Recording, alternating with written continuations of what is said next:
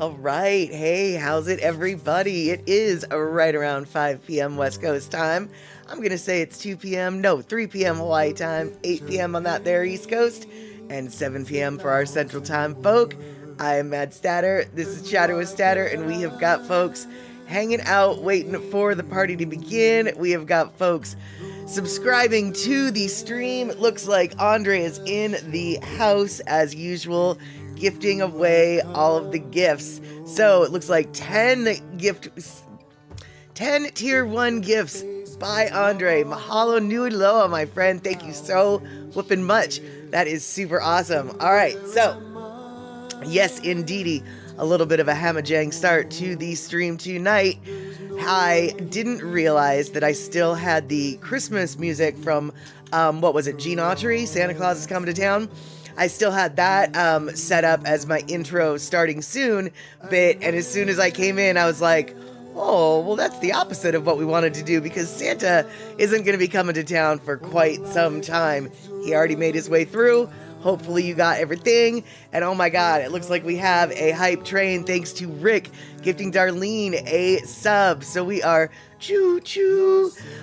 This is the mainland as we got it. We got a hype train going here on the mainland. How did we get to a level 4 hype train already? Wait. I guess it's a level 4 hype train? I'm not exactly sure what just happened here, but whatever happened, it happened fast. Oh my God, you guys. Thank you so much. Yeah, I guess the 10 subs is what brought us to the top. And 11 subs, Rick, thanks to you. So we have got another 1,000,008 subs coming through. Pretty much everybody on the earth is now subscribed to this stream. So we are all Hamajang Gang. We are all Statterbox crew. We are all just a messed up bunch of Ohana is what we are. So, all right, level 5. We have started it already, and my goodness, we are plugging along. Andre, I don't even know how to say thank you for all of this. Thank you so flippin' much. Okay, you guys, so today we don't necessarily have a whole lot to talk about, but even though I mentioned that Santa Claus has already been to town, I do have a short little video of the singular house that was worth taking a picture of. My house is across the kitty corner down the street from a house that's pretty impressive, but I happen to find a house that was even more impressive, and so I went and took a video of it, and I have to admit, there's a lot wrong with the video, mostly because I don't think my camera understood what to do with everything that was going on. And we'll see that video later on, and you'll see what I mean by everything that was going on. And it looks like we have a 400 biddy donation by Andre, so thank you so much. All right, good job. What in the flying fork is going on here? Exactly. And let's see here. Andre, it was cute. They had a whole Bay Area Christmas light TV show. Awesome. That is cool. That is nice. I love Christmas lights, I will say. I'm not someone who celebrates Christmas, not out of any bah humbug spirit, but just because it's another day. But it is another day with very pretty lights, and I really do enjoy the lights. So let's see here. Cindy Krause is on her way to the Big Island today for a visit. Awesome. I did not realize that she was there. And let's see here. It looks like Hawaiian 5-0 is in the house on the YouTube side. Good to see you there, my friend. And Trail Dust also on the YouTube side. Hi there, Trail Dust. So glad you guys could make it here. I'm frankly a little bit surprised that so many people are here. Mostly because at this time of year, it truly is a case for everybody. What day is it? Where am I? Why am I dressed like this? Where's my cheese? This time of year, one day blends to the other, and quite honestly, I thought it was Tuesday today. It's not Tuesday today, but I thought it was Tuesday today. Luckily, I remembered it was not Tuesday today. Yeah. So, let's see here. It's between, let's see here. Yeah, between the years in German is different words than I'm going to say. And let's see here. Yes, people do have the free time between the years. Exactly. And Andre, you gave out your last Christmas butter mochi today. Good for you. Yep, got to get all the gifts distributed. Last night, I ate the last of the Christmas cookies that my boss gave to me. And, well, no, that's not really true. There's one cookie left, but I don't really like it, so I don't really know if I'm going to eat it or not. It's gross. And it's weird because it's a chocolate cookie, and I never thought I'd meet a chocolate cookie I didn't like, but I don't like that chocolate cookie. So, you guys, anything that you guys were super stoked? Did you get any gifts over the holiday that you were super stoked? Did you get a gift that you were like, why? What? Did you have some foods that were better than pineapple cheese casserole? I would like to think that you've had some food that was better than pineapple cheese casserole.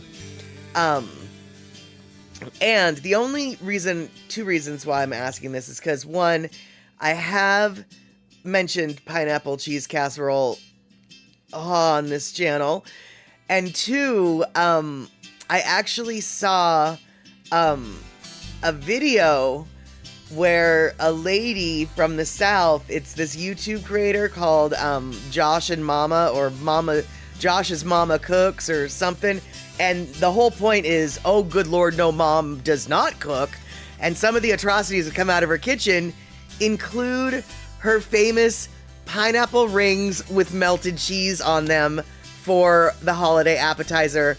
Everybody loves these, she insists. Okay. Okay. Okay. Okay. Yeah. Pineapple cheese casserole. There we go. And let's see here. Darlene, did we make the toffee that we usually make? Just curious. No, we haven't made it yet. And the key word is yet, because my boss's niece, she wants to learn how to do it. And so we're bringing another body into the fold. And she's a mother of two. Her husband is a nurse. I mean, she's a nurse too, but right now she's taking time off of work. Anyway, so we're trying to fit in a schedule. We're trying to create a schedule where Grace, the niece, can come in and learn the craft. Because so far, only two of us know how to make this butter toffee.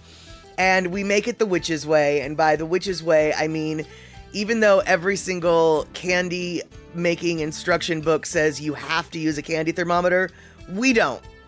We only go by sight, smell, the feel of it, and we know when it's the right temperature. We know when it's there. It's all by feel. And so you have to learn how to do that. And it's not that we eschew modern technology. It's just that modern technology doesn't really, it gets in the way more than it helps when we're trying to make the product. So, and let's see here. Shock, your mother-in-law gave you a gold necklace. You'll put it in the box, I guess. There you go. Gina, you got a Ravenclaw hoodie, a book, and some gift cards. Lovely, lovely. And let's see here. Trail Dust. I never thought I'd meet a chocolate cookie I didn't like. A new t-shirt? Well, I don't know about a new t-shirt, but because we don't want any t-shirts to begin with, but yeah, that might be something to be, between Words Are Jarred and a chocolate cookie I never thought I'd, whatever it was that you just said, that I said, that you said, that I said. Yeah, I think we can run with that. And you got some easy outs, something you needed 3 months ago, and Santa remembered. What's an easy out, Rick? I'm confused. And wait, man, you saw a picture of a Yule log with a pineapple in it? Like, a Yule log cake? The kind that's chocolate? I don't know how I feel about that. And let's see here. Let's see here. Felicia, gonna be on Oahu soon. Lovely, lovely. And Mama Sean, there's a southern casserole that uses pineapple, cheese, and Ritz crackers. That's exactly the casserole that I'm talking about. That is exactly the casserole I'm talking about. And let's see here. You got Rick some warm alpaca winter socks. His feet are always cold. Beautiful, beautiful. And Mama Sean, so good to see you here, by the way. And Pussycat, you're all full of leftover ham from the holiday. You made a sandwich 1 inch thick with it and put the rest in the freezer tonight. There you go. There you go. And yes, Gina, sometimes the typos are what make the quotes so quotable. For instance, we had a mistaken quote on the Hamajang Gang, goof morning. And Wild Willie was truly intending just to write good morning. But no, goof morning is what it became, and it still is holding on. And let's see here. Oh, an easy out is a special Diriba to drill out broken bolts. Got it. Got it. And let's see here. Right, Darlene. That's the same with your sister when you cook the caramels together. Right. You know, once you get a feel for it, you kind of don't need the thermometer. But in defense of a candy thermometer, over the years, my boss and I have created several batches of toffee that weren't proper.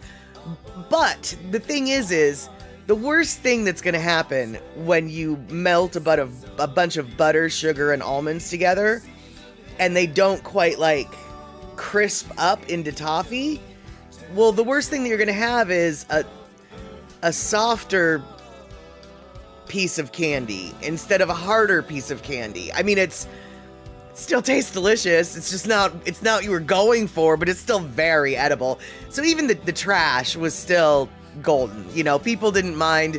It's like, oh, you're just giving away a batch you messed up? Okay, no problem. Oh, gotcha, Darlene. You had to get a new license plate, and when you had to renew your license, Rick tried to replace the plate, and the bolts cracked. Got it. He had a hard time removing them, so the gift now. Wow, you know, I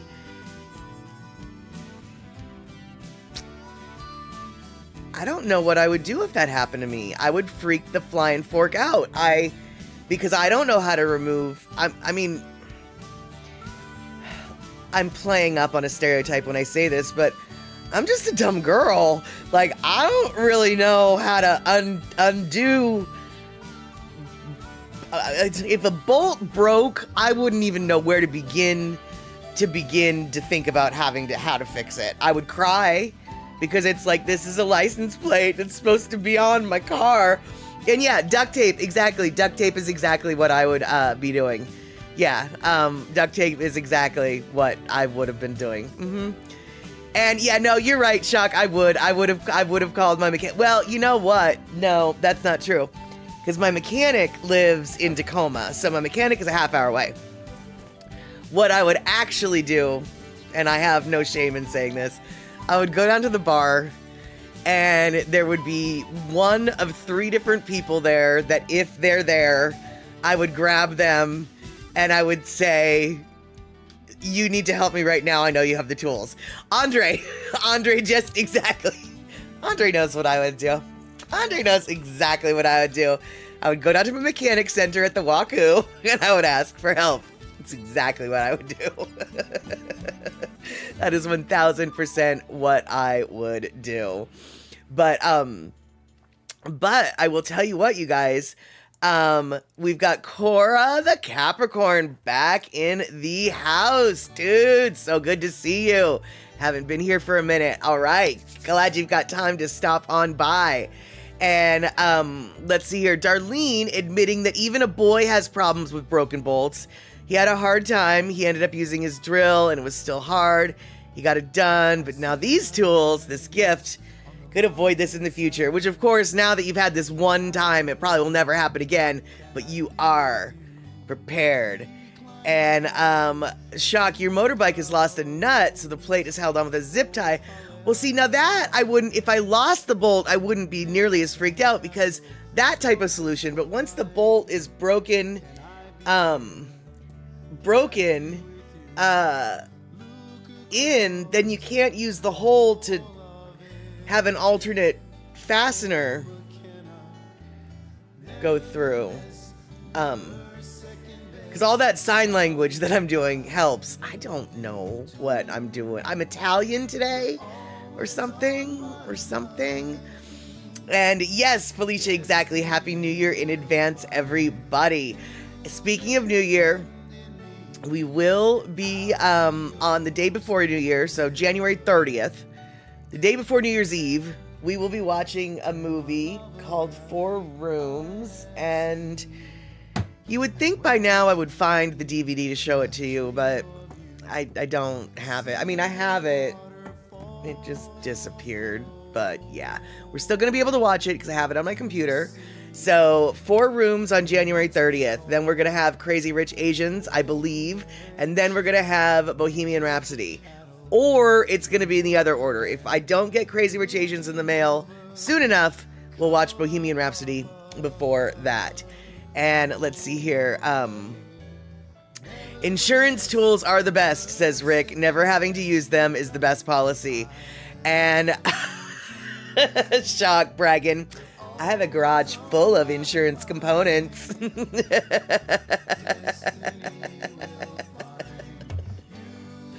Yeah, I think actually that's what most garages and sheds end up being, is a whole lot of insurance. I might need it one day. Yes, indeedy. Excuse me, I hadn't had my sody pop yet today, so I thought I'd pop one open for the stream. And speaking of the stream, right before this stream, let's see here. If you're quiet and you're doing your nails, you don't want to get cuticle oil all over your screen. Oh, that totally makes sense. Yeah, for sure.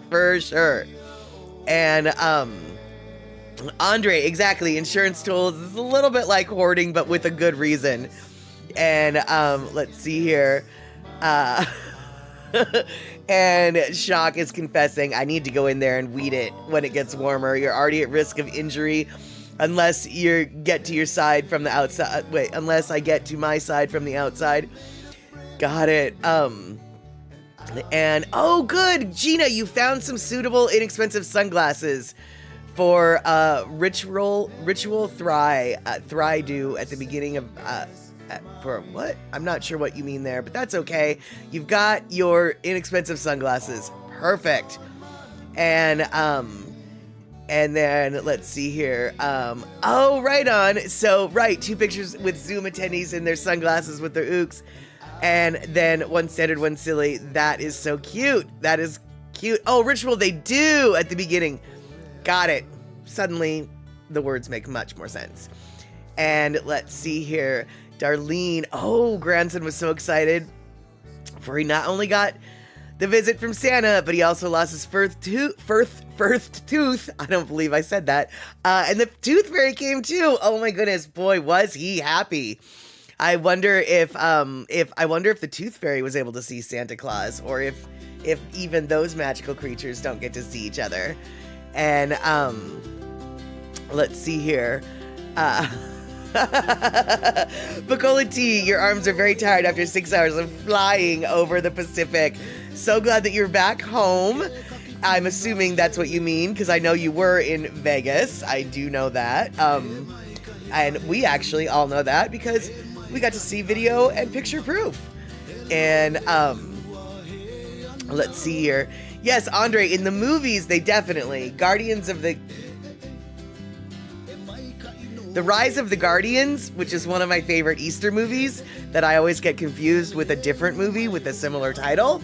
Yes, they are cohorts in the schemes of bringing back joy and wonder and belief to the kids of the world. It's one of my favorite movies, actually. And Bacola T, you just walked into the house from the airport. All right, me, you, and airports seem to be a thing. And there we have it. So, by the way, you guys, for those of you who don't know about me, Bacola T, and airports, so one day I, from Seattle, was flying to Oahu. On that same day, Pacola T from Oahu was flying to Seattle. And as it turns out, the plane that I used to fly to Oahu was the exact same plane she was getting on in Oahu to fly back to Seattle.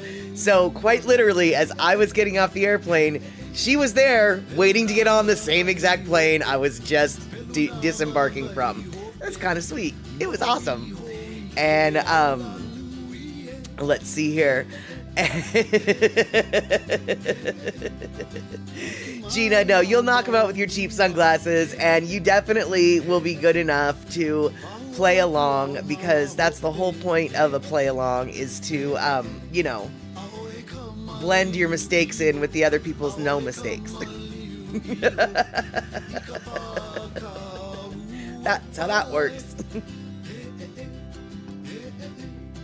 All right, so since we are talking about the holidays and the holiday seasons and stuff and things, why don't I show you? Well, here we go. This is the house that I took a video of because, well, as you can see, it's pretty extravagant, and quite literally, it was the only house that really was worth making an effort for. And so there's a lot going on in this picture, and you'll see that there is a lot more going on in this video. How did they get into their house? Yeah, very carefully, Andre. I don't really, I mean, there was walkway. They had to get around a lot of stuff. That's how they get into their house. I don't really know. I guess you'll eventually see some things and walkways. And so this video, I just drove around. I just drove around until I saw a house worth stopping for. And this particular cattywampus angle was me walking. I wasn't looking in my phone. I was just holding it out. So that's why it's kind of weird, because it, you know, and my fingers are showing. Sorry about that. I'll try not to do that next time. By the way, I'm not a professional. Okay, now this is when I started to actually look through my camera as I was like videotaping. Before that, I was just holding it out, trying to not get my breathing on it, basically. And let's see here, Pacola T's niece and boyfriend fly in this afternoon. You're making your stay in Waikiki until tomorrow. Need time to unpack and rest before you have house guests. Oh yeah, totally, dude. Totally. I remember we came home from Hawaii once, and shortly after we came home from Hawaii, bang, bang, bang, knocking on our door, was a bunch of old friends who we used to know from Hawaii, who was coming to Seattle and decided to visit us, and we didn't know they were coming, and it was really a good, I mean, the timing was awful or good, because had they been a few hours earlier, we wouldn't have been home. Had they been a day earlier, we would have still been in Hawaii. They were flaky friends that never did let people know. They just sort of did stuff spontaneously, shall we say. But yeah, you being Mr. Grinch there, Rick, I can't imagine how expensive the electricity bill is.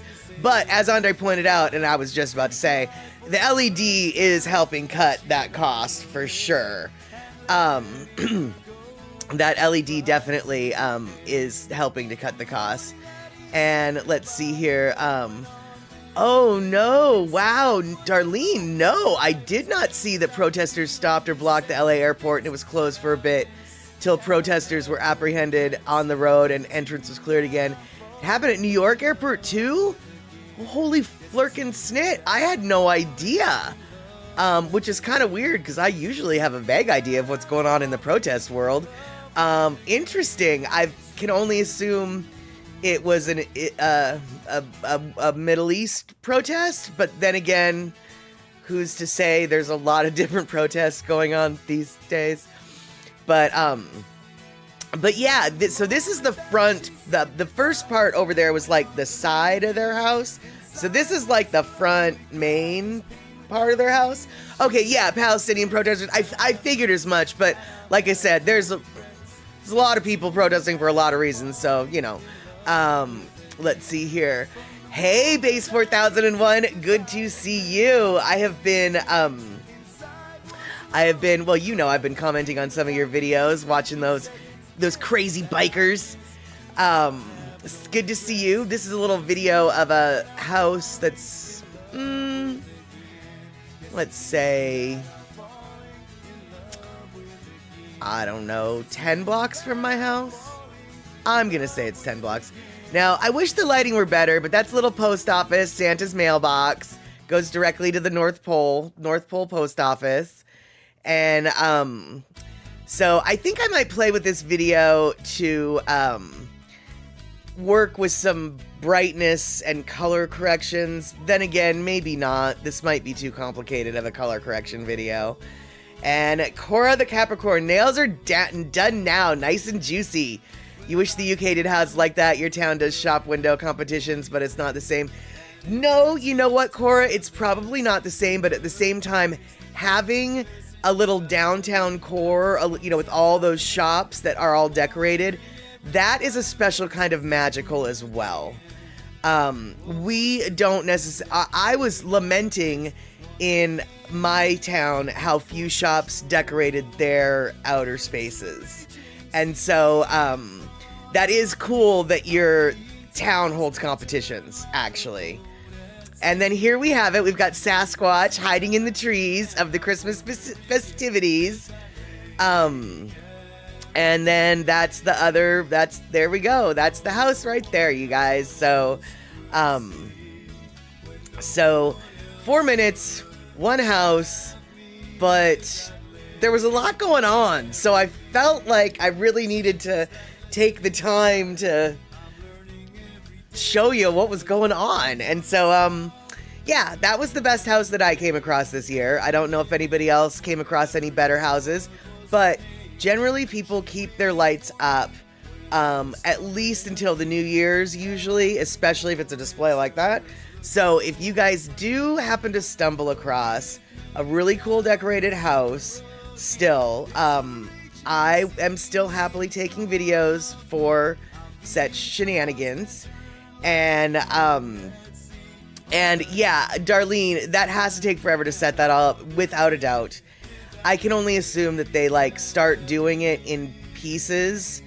You know, like, if I were to be so insane as to do something like that, it would be, you know, the Friday after Thanksgiving would be when the project started.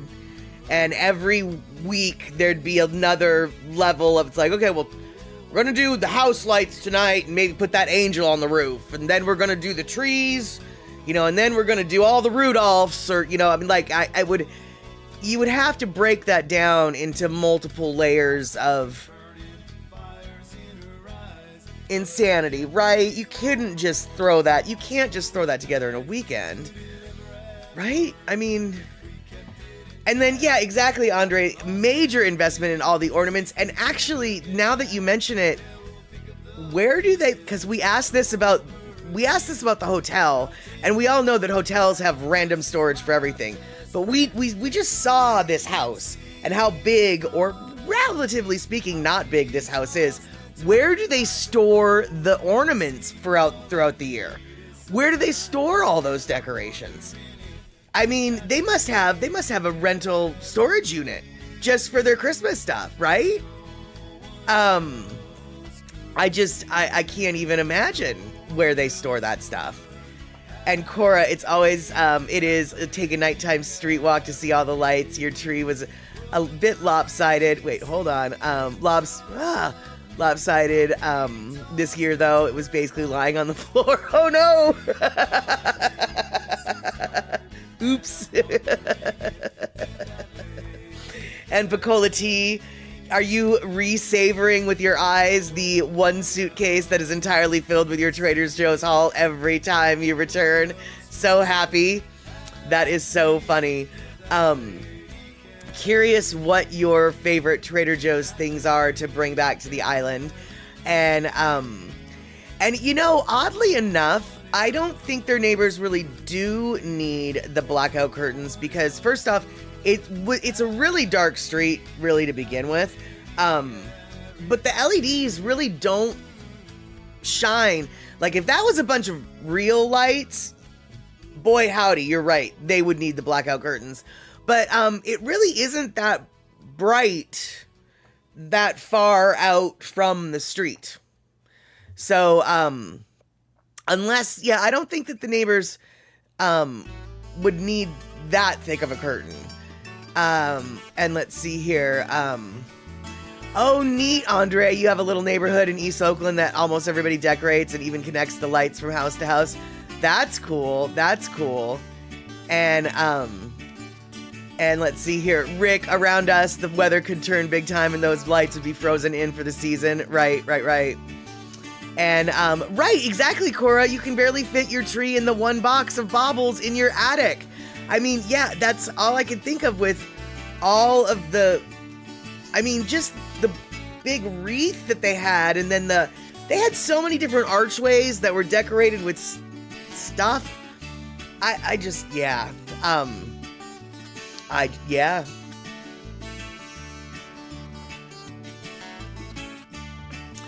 Oh, Andre, that's hysterical. And you're right, Life Storage is a place. We do have those around our area.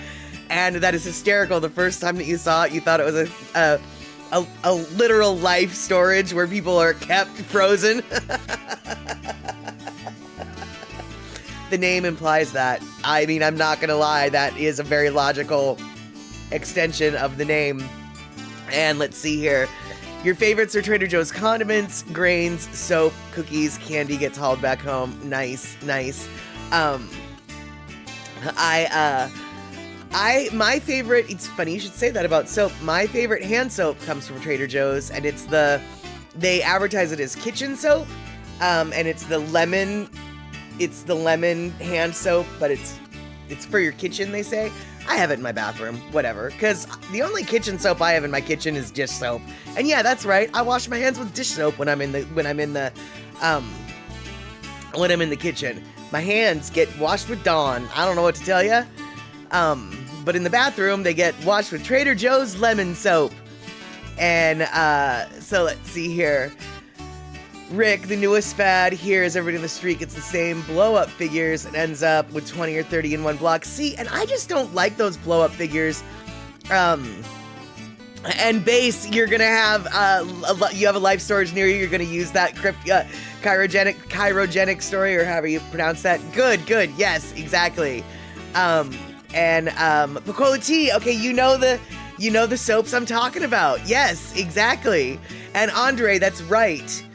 What is it? It's Palmolive. I'm soaking in it. That's right. Only it's not Palmolive, it's Dawn, but still.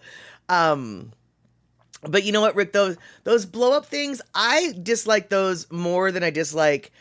I would rather be next to the brightest lit house in the world than a house with those blow up things, because the little generator air puffer blower thing makes a lot of noise. I can hear those. Those bother me. The lights don't bother me, but those poofies, they're just silly.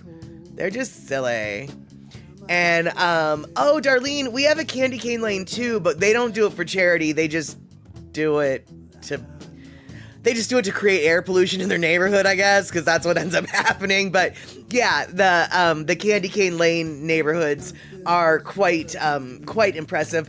Although I have to say, I don't think I would want to move into a candy cane lane home. Not that I would be wealthy enough to ever move into a candy cane lane home, because generally in the Seattle area, that's a very nice neighborhood that does it.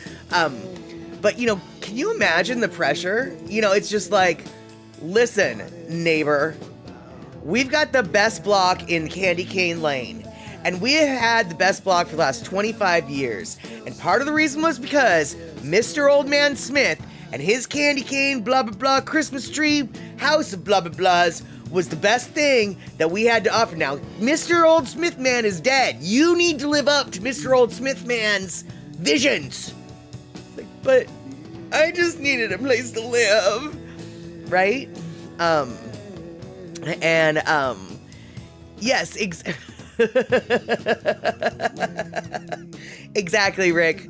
Just don't use the Prel.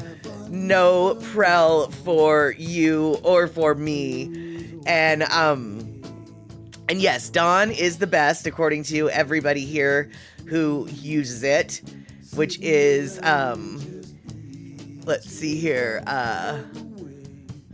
Oh wow, Cora, you used to use wash your hair with dish soap when you were a kid. It's all the same stuff. You were just extra clean. Well, now I'm not gonna Cora, not all shampoos are the same. In fact, that's how we got to the Prels. That's how we got these Prel dots. Cause Rick insisted that all shampoo was the same. And we made him use Prel once. And then he said, oh, okay, maybe not all shampoo is the same. But yeah, no, you were a Porta kid. There you go, makes sense. And also, actually, I remember knowing friends who had such greasy hair that dish soap is what they ended up using just to keep themselves from having all the grease in their hair. Now, whether or not that really worked for them or they just thought it did, I don't know. But I will say they did have greasy hair. So I can appreciate why they thought they needed to do that. And yeah, exactly, Darlene. We've been down the shampoo road. That is it. And so, yes, Base 4001 got gifted a sub from Andre. And so, by all means, you guys, all you new little subbers, throw the Prel dots whenever you want, because Prel dots are fun. Now, Prel dots are also when someone needs to have their mouth washed out with soap, but they're also just pretty to look at. And so I like to throw the Prel dots. And then also, remember, I'm not trying to tell you how to live your life, but I don't really want to see you guys throwing this emote, the haha emote, in a mean-spirited way. Unless you're doing it towards me, in which case, mean-spirited ha-has all around. You can do it to me, but try only to throw ha-has when you're being nice. And I know that doesn't make a lot of sense to, like, how can you be pointing and laughing and still be nice? Sometimes you can. And Andre, I need a what? What are you asking me? I need a Prel decoration? I need a Prel decoration? I don't know where I would get a Prel decoration. Where would I get a Prel decoration? Do you think I need one? Because I might have one.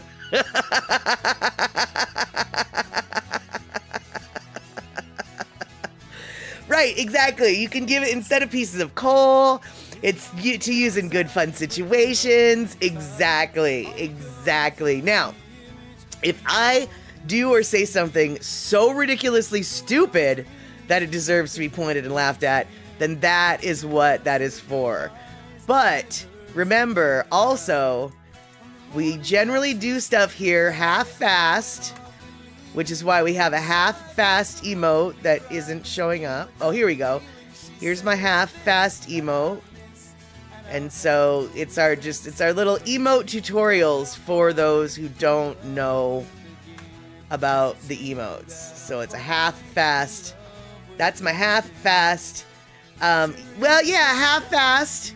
You know, it sort of sounds like something else instead. It's my half-assed way of saying half-assed. See? Yeah. And so, and let's see here. Cola T, all right, you've got a celebrity sighting story to share. Ooh, last night we were eating at a steakhouse. Marshawn Lynch and his friend sat behind us, next to us, behind us. Mr. Cola T was utterly starstruck, like a fangirl swooning. I stopped to say hello, and he just replied, "Happy holidays." Oh, dude. Okay. First off, I'm not even a fan of football, but I love Marshawn Lynch. I love him almost as much as I love my imaginary football husband, Richard Sherman. Richard Sherman and Marshawn Lynch are my two favorite football people ever. I would flippin' die. Oh my God. I don't know. Well, I'm sure I would keep my cool, as evidenced by the reaction that I'm giving you right now, just upon hearing he was within your realm. Wow, yeah. I obviously would not play it cool at all. I'm like, I'm from Seattle. I'm from Seattle. I would be so uncouth. I am so... yeah. I just, and I'm not even a football fan. I'm not even a football fan. Yeah. And yeah, Darlene, I heard that Photo Luke finally got to meet Kim Ye. I'm sure he was acting a lot like, I'm sure on the inside he was acting an awful lot like I was just acting on the outside.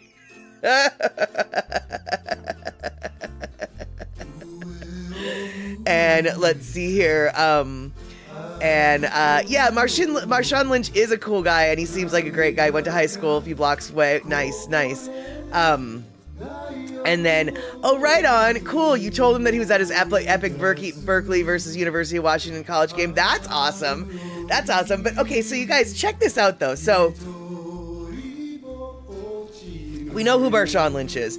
Okay, or at least some of us do. Clearly, some of us know. Marshawn Lynch and Richard Sherman. A lot of you know who Richard Sherman is. Richard Sherman was a teammate of Marshawn Lynch. They were part of the Beast Mode crew for the Seahawks back when they were a mighty team. Okay, so of those two football players, just those two, Richard Sherman, Marshawn Lynch, of the stereotypes surrounding them and the public personas they have pursued, which one of those two do you think would be a more successful actor? More to the point, which one of those two would you guess is up for a Best Supporting Actor nomination for in some awards category? It is flippin' Marshawn Lynch. Given the two, really, Lynch, see, because given the two, Richard Sherman seems to me the one that would go into public speaking, the one that would go into acting, the one that would go into whatever. Marshawn just seems like a chill dude. Marshawn Lynch has been in so many different random television shows, whatever. He now is in a movie called Bottoms. I have not seen the movie yet. I don't know if it's streaming only. I don't know if it's like Amazon Prime. I don't know how to watch this movie. It's called Bottoms, and he plays a teacher in high school. And he is actually nominated for a Best Supporting Actor award for his role in that particular movie. And Marshawn was on the plumbing commercial. Marshawn's been on a bunch of different things. Yeah, Marshawn is been on the plumbing commercial. He was on Brooklyn Nine-Nine shortly after he got out of football in a role that I thought was so funny because one of the oh, all right, Cora. Yeah, it is super late in your area, so you go nighty-night. Happy New Year in case we don't see you before the New Year changes. And so happy you could spend some time with us over this holiday week of... What day is it anyway? Where's my cheese? So, yes, hopefully we'll see each other soon. And if not soon, hopefully we'll see each other next year. See you laters. But yeah, and he was on the Lego Master show just last week. Yeah, and he was apparently on some British baking show, which I've wanted to see, but I haven't been able to find. But his first role that I ever saw him in was in Reno 911, not Reno 911, Brooklyn Nine-Nine. And Brooklyn Nine-Nine, right after he left the Seahawks, where he was known for not saying a word because he boycotted all the post-game conferences and got fined for it. He was known for just sitting there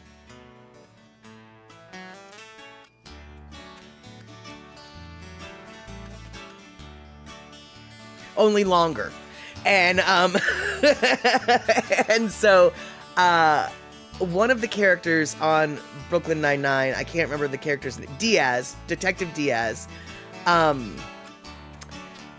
she was also the strong silent type, and so she was a huge fan of Marshawn Lynch. Her character was in the show.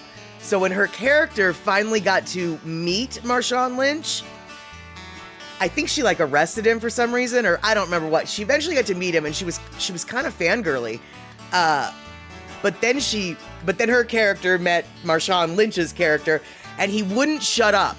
He wouldn't stop talking the entire flipping show. He was constantly talking. And so by the end of the show, she was just like, I hate this guy so much. He's not anything like I thought he was, blah, blah, blah, blah, blah. And I really enjoyed his role in Brooklyn Nine-Nine, for, you know, just being the little chatty Cathy that he was.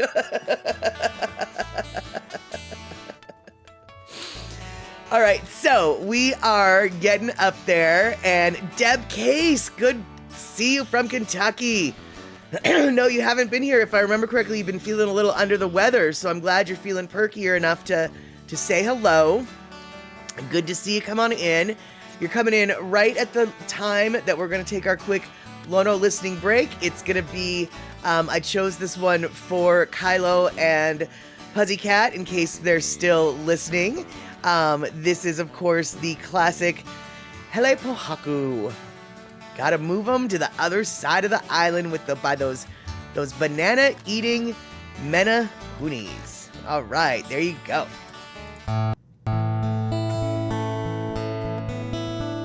Hele Pohaku, the traveling rocks of Molokai. Okay, sustain. Okay, Mo Mike. Key of A if you got him.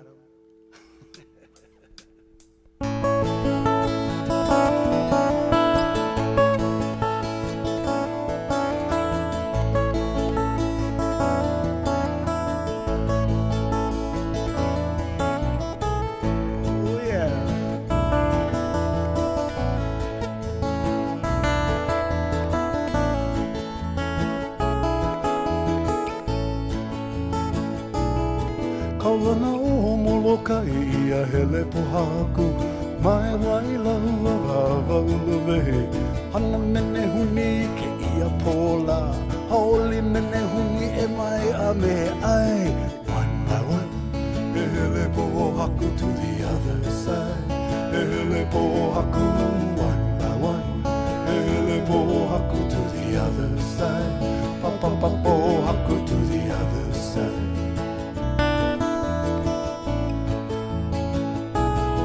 Kaulana o Molokai ia hele pohaku mai waila wa uluwehe hana mene huni ke ia pola haoli mene huni e mai a me ai one by one hele pohaku to the other side hele pohaku one by one hele pohaku to the other side pa pa pa pohaku to the other side.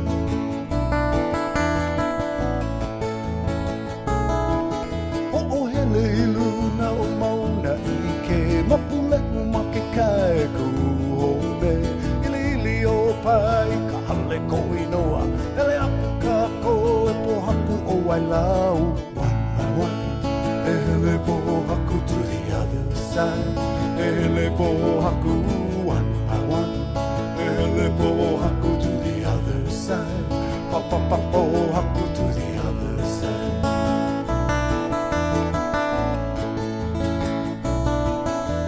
Hele iluna o mauna ike mapule umake kai ku home ili o pai ka hale ko inoa ele aku kako e pohaku o wailau one by one haku to the other side.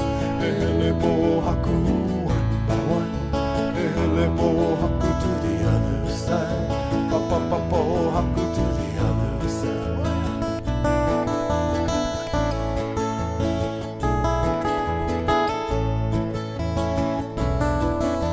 Haina ia mai ana kapuana molokai ka o mea hele po haku one by one. Hele po haku to the other side. Hele po haku one by one. Hele po haku to the other side. Pa pa pa po haku to the other. Let's go, Meriune!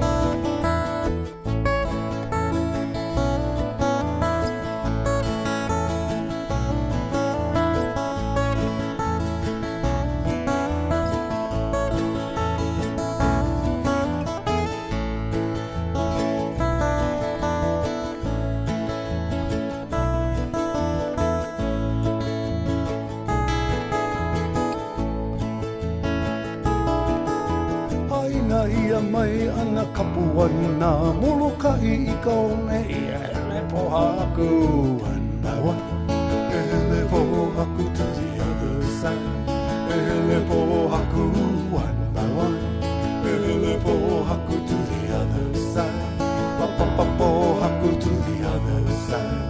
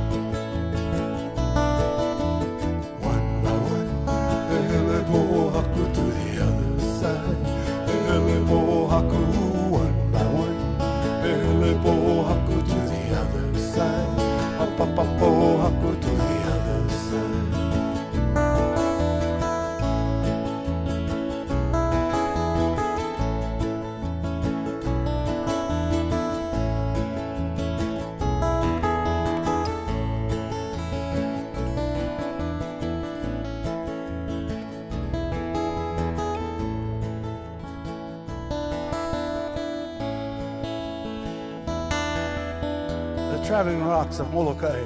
E hele po haku.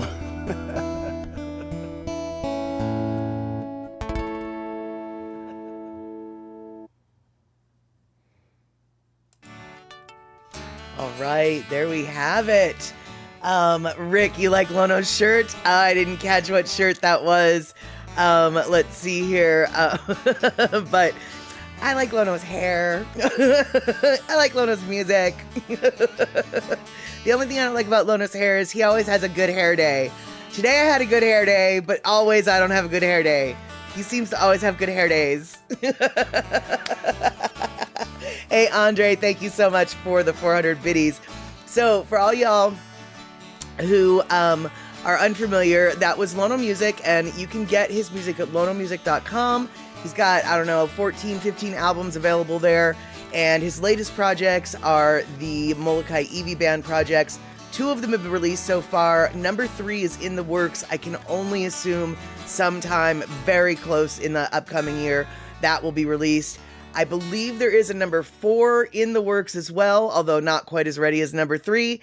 And if we're lucky, maybe there might even be a number 5. But I do know that at least we're gonna hit 4 out of that project.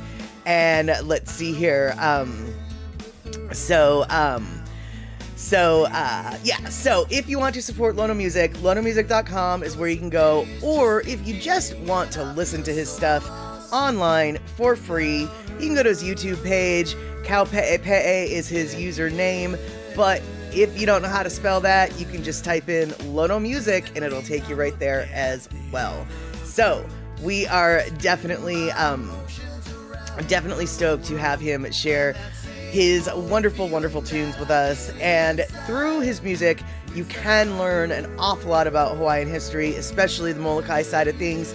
If you go to his website, lonomusic.com, there is a workbook / chords and lyrics section that you can use as a reference point for chords and lyrics for some of his music, but also interpretations of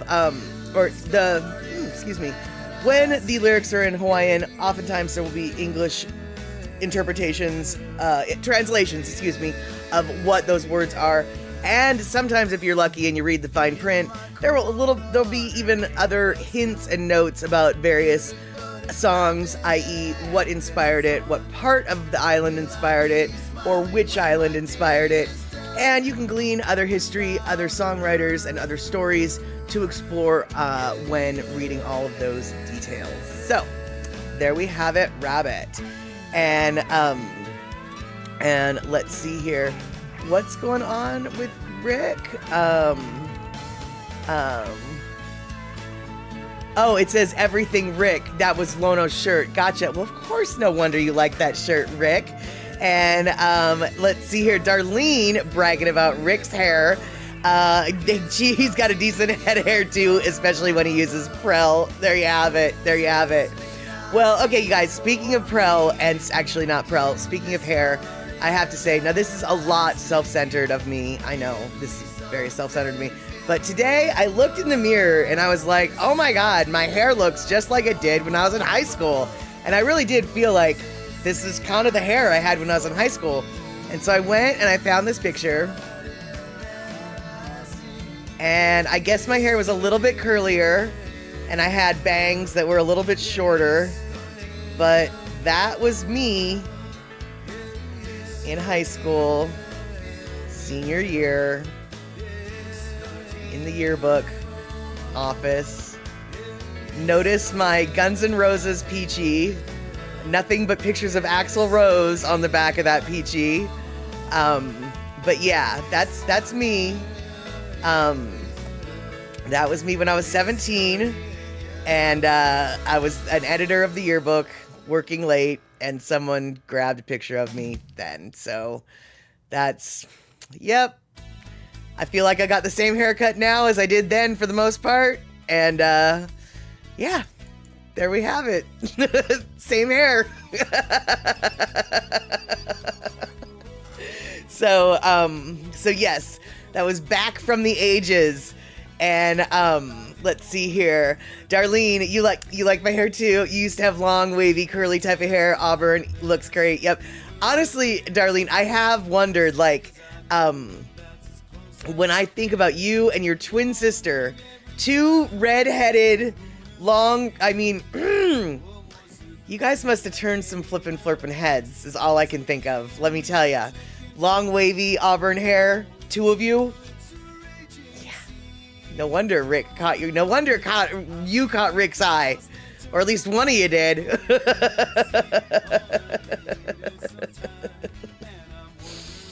Okay, so, like I said earlier this stream, I thought it was Tuesday. So, yeah, I didn't really do my homework for this stream tonight. So, I'm not sure if we should, what we should be talking about, but I will share, Darlene, that's why your dad said you gave him his gray hair. Well, there might be something to that. There might be something to that.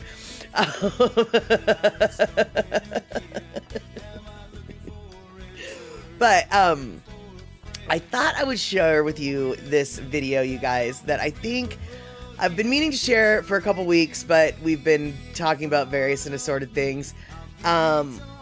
Wait, hold on. We can talk about what I was going to talk about in a second, but Cola T, what's this you read about a newborn orca in the Puget Sound? I don't know what you're talking about, actually. But you know I'm gonna go looking. So Cola T says there's a newborn orca.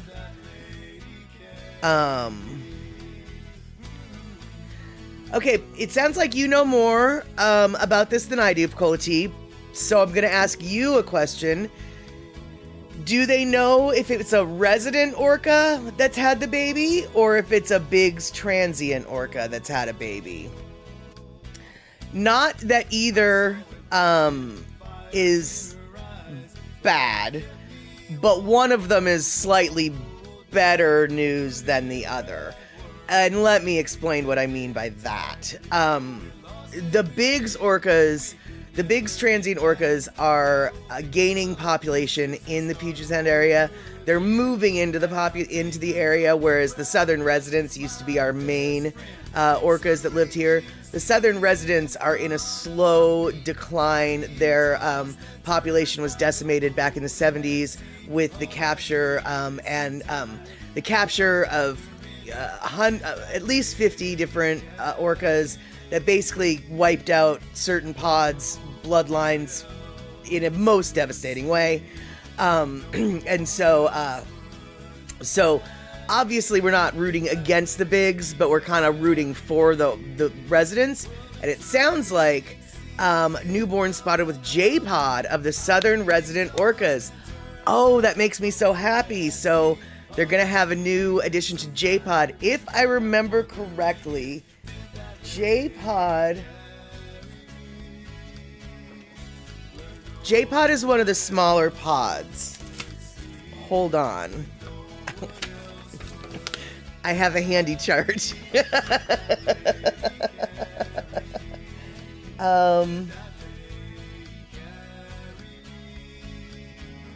Shoot. Hold on, I need better light. Okay, I can't. I'm gonna have to do my homework later. So, oh my god, all right. Oh, I'm all at Twitter. J-Pod. I have not known about that. I had not known about that. And so there we go. Deb, yes, be sure to go take the dog out.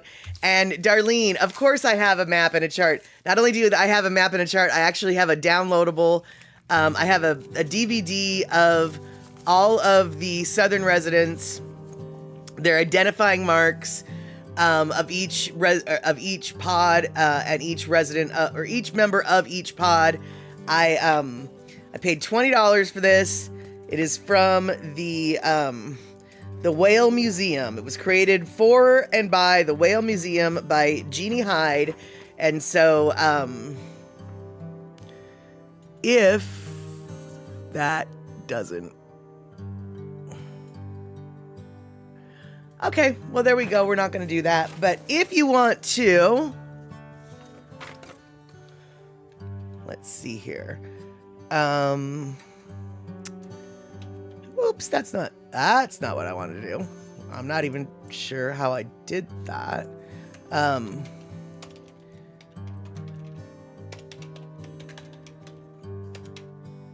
I don't know how to spell things. Museum. Okay, so I don't know how Jeannie or Jean pronounces her name, but my best guess is if you were interested in something like this, or rather, something like this, if you Googled the Whale Museum by Jeannie Hyde, they will probably come up with the, and then like probably something like Southern residents.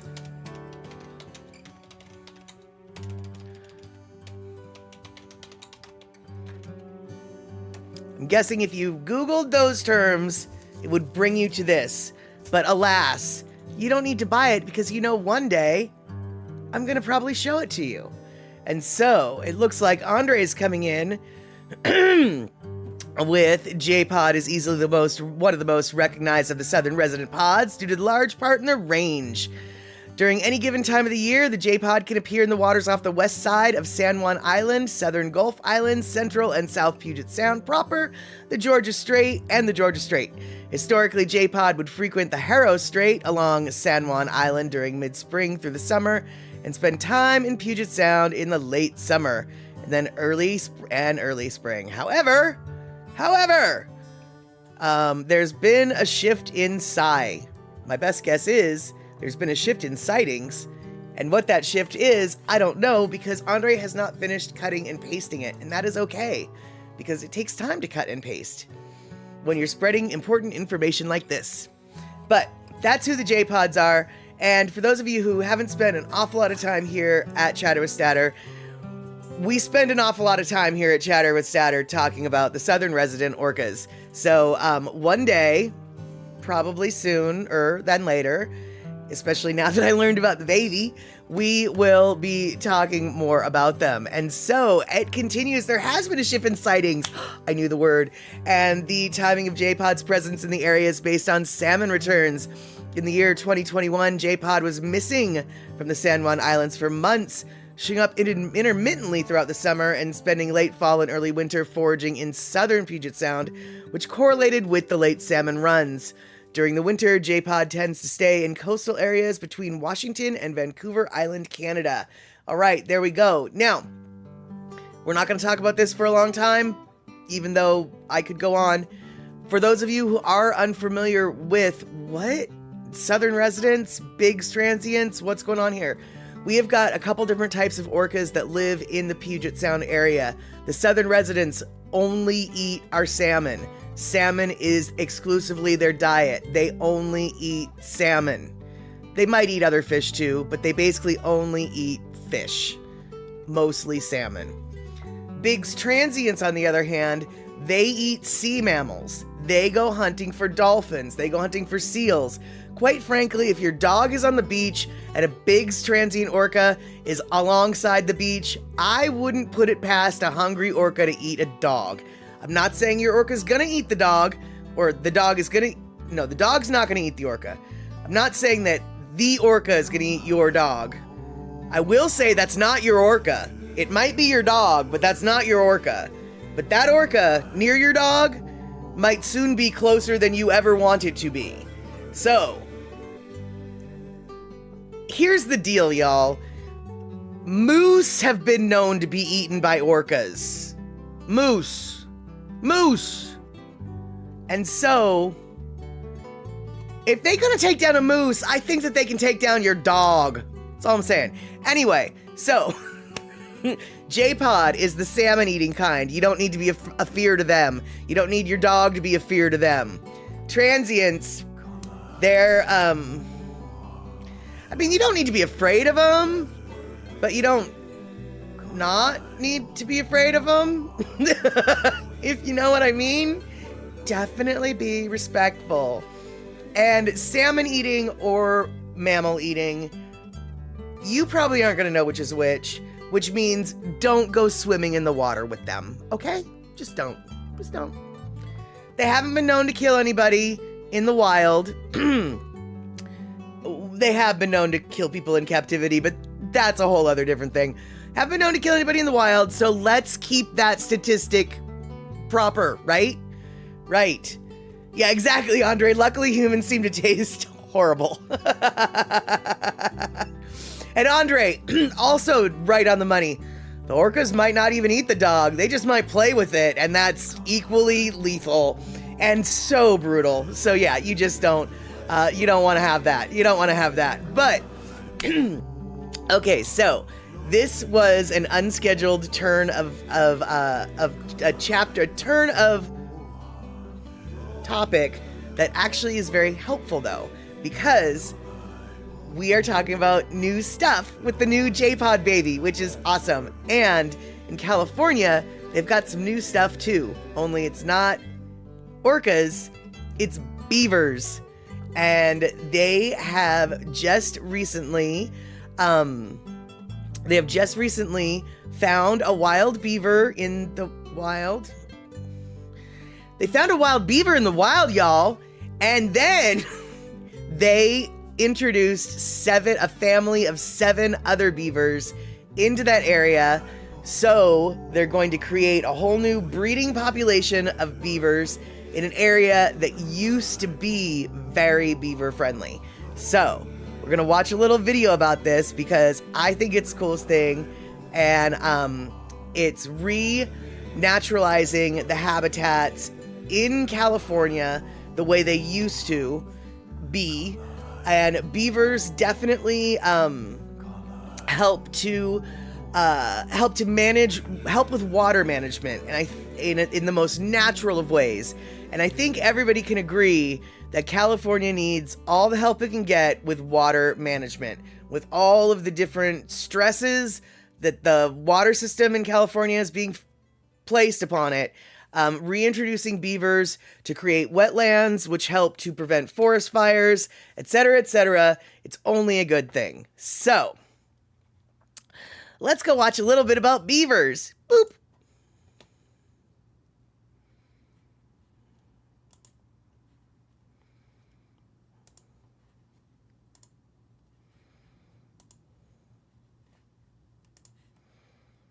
This is about bringing back an animal, and it's about what that animal can do. Today just feels really good. We're bringing something back home. We're returning an animal home.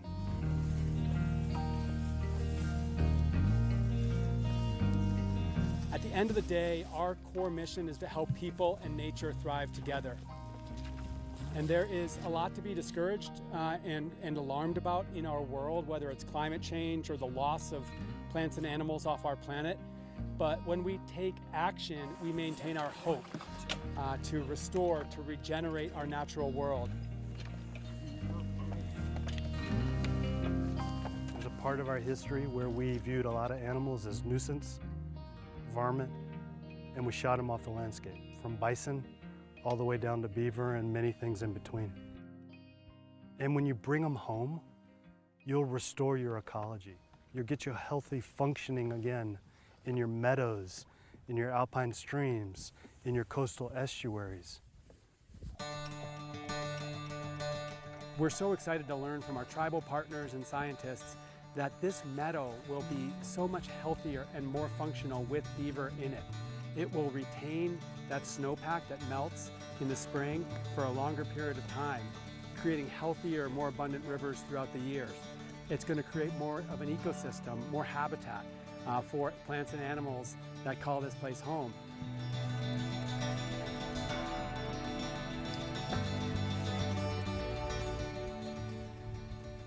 They're our little cousins, and we're going to pray for them to be safe, to have a good life here in this beautiful environment.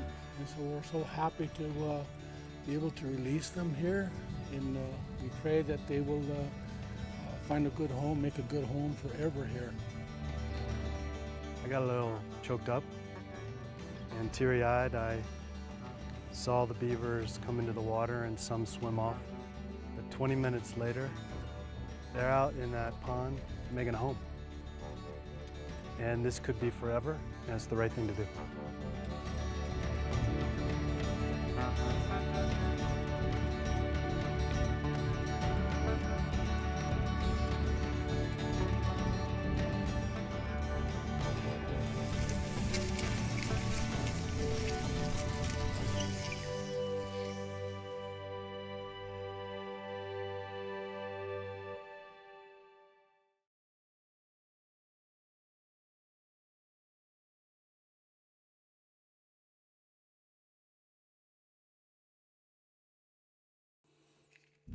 All right, there you go. So I just thought that that was the neatest thing, and I wanted to share it with you guys.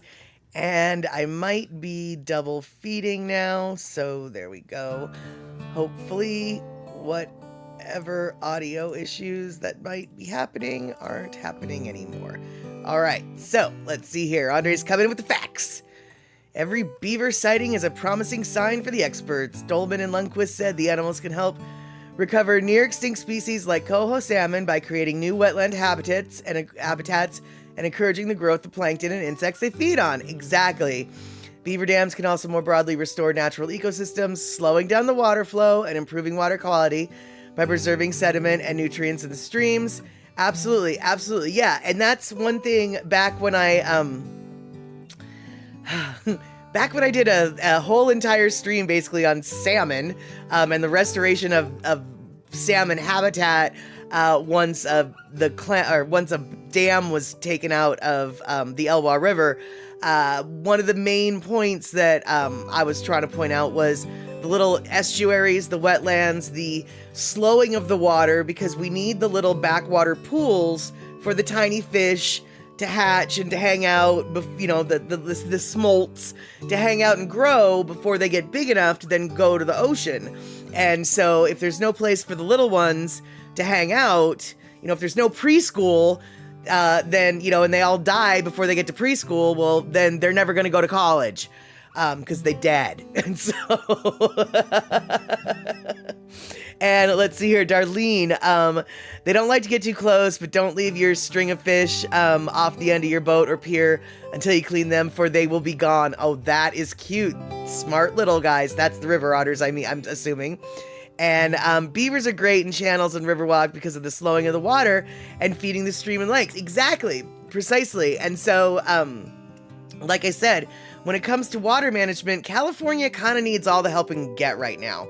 And so I'm very excited that the Department of Wildlife in California has done that. By the way, if you read more in depth about this project, you'll also find out that this was done on tribal land, and it was done with the partnership of a particular tribe in the area. I apologize, I cannot remember what tribe it is. It's a tribe I'm very unfamiliar with.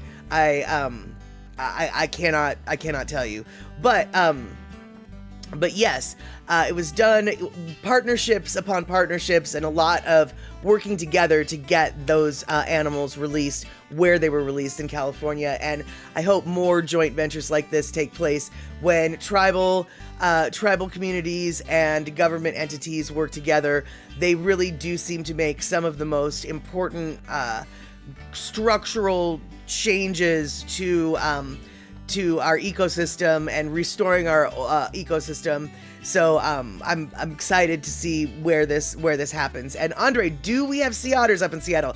Yes, we do. In fact, in West Seattle, I can only assume that this is common in other places too, but in West Seattle, you have an opportunity to see both saltwater sea otters, and you have an opportunity to see the river otters as well.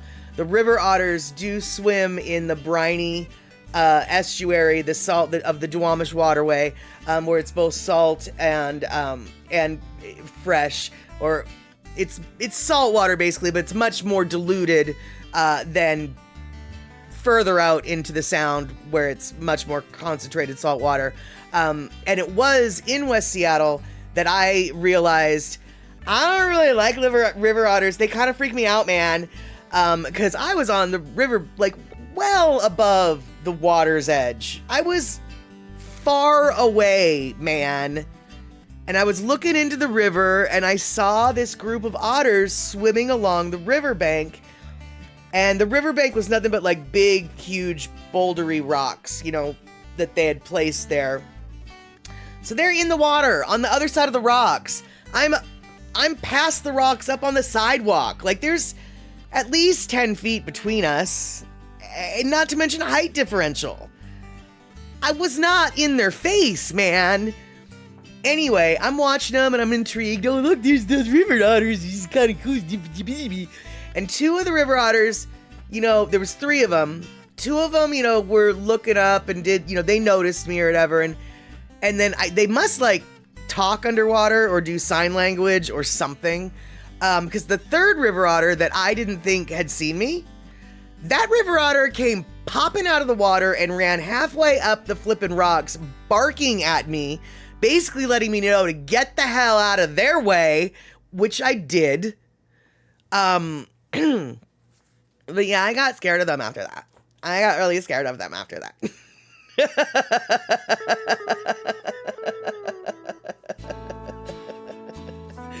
So there you have it. And Andre, all you saw in the water was on the beach was the scuba divers and the bunnies. That makes sense. That makes sense. It's early morning. It was right at sunrise when I saw these river otters. And at night you can hear. Honestly, I don't know what it is. I tell myself it's a river otter or it's river otters, but you can hear things in the river at night, and I just like to think it's river otters. I don't know what they are. You can hear them though. You can hear them jumping, diving, swimming, scurrying about. I just assume it's river otters. And were there young ones around? That's how they usually act around young. Not that I know of. The young ones might have been further behind. I got the hell out of there because they made it very clear. You have no business being here. You have no business being here. This is our area. You're in it. You're in it. And I said, you're right, I'm in it. I'm in it. I now I'm out. Am I out? You tell me, am I out of it yet? Because that's where I needed to be. I need to be out of it yet. And exactly, Andre, the giant Amazonian river otters can eat crocodiles. And actually, they don't even need to be giant ones. In Florida, the river otters can they can gang up and take down a smaller alligator. So river otters can literally take down an alligator, okay? Okay. And, ever watched the South Park episode, Dawning of the Sea Otters, who were militaristic? Yes, I have. And well, you know what? The river otters to me, I mean, I don't know. I've never had a confrontation with a sea otter. So, I don't know. And hey, Terry in Scotland, so good to see you. And Mama Sean, spoken like a true Pacific Northwesterner. It's the Duwamish. Never ask what's in it. Exactly. That is precisely it. So hey, Terry, so good to see you. However, we are about wrapping it up because it is 4 minutes till the bottom of the hour, which means it's time to wrap things up. Which means we're going to talk about Satterbox at the cinema. That will be tomorrow. No. What day is it? Where is my cheese? Okay. Saturday is going to be Satterbox at the cinema. 6 p.m. West Coast time. And we're going to watch Four Rooms. It's got Quentin Tarantino. It's got Madonna. It's got Tim Roth. It's got Ione Skye. And it is New Year's Eve themed. And we'll just leave it at that. It's not necessarily a New Year's movie, but it is New Year's Eve themed. Yeah, there we go. So hopefully we will see each other. And on that day, that would be Saturday. And let's see here. We've got about 3 minutes left. So, Terry in Scotland, do you have anything you want to let us know about your holiday? Did something happen? Did anything happen? Did nothing happen? Did you sleep through it? I almost slept through it. What was your holiday like? Did you microwave some Spam? I didn't microwave Spam. No, I didn't have Spam. I almost had Spam though. And let's see here. And Shock and Andre talking about a book and a movie that I never wanted to read, never wanted to see. And Shock, microwave Spam, that might work. Okay, Shock, I'm gonna tell you something I know you already know, but I'm gonna tell you anyway. Take it out of the can. Before you microwave the Spam, take it out of the can. And then bring it to Stan. He's in the tan van. He's got a plan. But don't tell the man. All right, there you go. That was actually out of a Sesame Street skit, but we won't get into that. And Pacola T, yes, have a great week, chatters, and any otters that I have missed. Oh, there you go, Pacola T, in with the best jokes ever. And oh no, the Span Ma'am. And Gina, am I rehearsing my next stand-up routine? No, actually I'm not. I haven't given a lot of that writing thought yet because because I need to work on that. Yeah. And let's see here. And you do know a man called Spam? Interesting. All right. There you go. And you also know a man called Jailbait. I can honestly say I've never heard of a dude referred to as Jailbait, but I would way rather be called Spam than Jailbait. And on that note, it's the bottom of the hour. So, we're gonna wrap things up. There we go. And Pacola T, rest up. take a nice shower, take a nice sleep, get ready for your house guests, and then I want to hear where you're going later on. After that, another long trip. That's awesome. Our roving reporter on the street might have more pictures or something for us. Where from? We'll find out. We don't know. All right, you guys, thank you so much for hanging out. Thank you so much for putting up with my nonstop chatter. And thank you so much for putting up with my little video of the best house in the neighborhood. And there you guys have it. If we don't see each other before New Year's, Happy New Year's, but we're going to have 2 more opportunities to see each other before the New Year West Coast time, that is. So, Statterbox at the Cinema, Saturday, 6 p.m. And then we have got Sunday night, which is New Year's Eve, but we're going to be early. So, well, okay, no, we're not. We're going to be 5 p.m. West Coast time, just like usual. We'll be the regular time, but we're not going to hang out for 7 hours. So, all right then. New Year's Eve, 5 p.m. West Coast time. Night before New Year's Eve, 6 p.m. West Coast time. Saturday a movie, Sunday a chat show. There we have it, Rabbit. I'll see you soon. Take care.